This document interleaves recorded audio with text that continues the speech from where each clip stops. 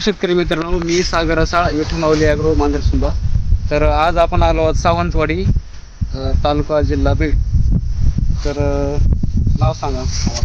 हरिदास माणिकराव सावंत, गाव सावंतवाडी. बरोबर. तुम्हाला गेल्या वेळेस मी एक स्प्रे दिला होता त्या फुगवणीसाठी, कांदा फुगवणीसाठी. तर तुम्हाला रिझल्ट कसे आले त्याचे? एकदम नंबर. काय काय जाणवलं तुम्हाला? किती दिवसात रिझल्ट आले? एक 8-10 दिवसातच रिझल्ट येत, म्हणजे त्याची काळजी की बुवा चांगलं, म्हणजे साईज तयार व्हायला. हां हां. बरं. सर नियोजन तुमचं चांगलं आहे बरं का, मस्त नियोजन आहे तुमचं. औषधं कुठून घ्या तुमचं, कुणाचे ट्रीटमेंट चालू आहे? विठू माऊली ॲग्रो एजन्सी मांजरसुंबा. बरं. रिझल्ट चांगले आले ना? एकदम नंबर आहे. तिथून मागावं. इथून मागं बी आली.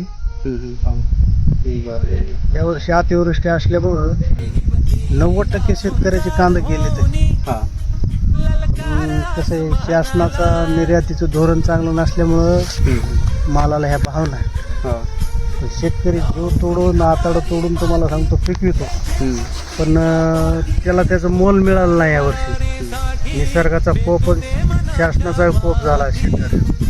त्याच्यामुळं इथून पुढं काय काय होईल देव जाणे. आता आपलं फक्त पिकवायचं काम आहे. आपल्या कांद्याचं भावाचं आपल्या काय हातात नाही. आता आपण फक्त पिकवू शकतो, बाकी काय सगळं शासनाकडंच आहे, त्यांच्याच हातात आहे.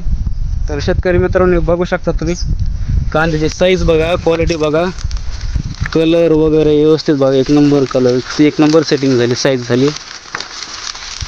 कुठे बी बघा, कुठे बी कांदा सेम सेम आहे एकदम. साईज सगळी सारखी आहे. हे बघा.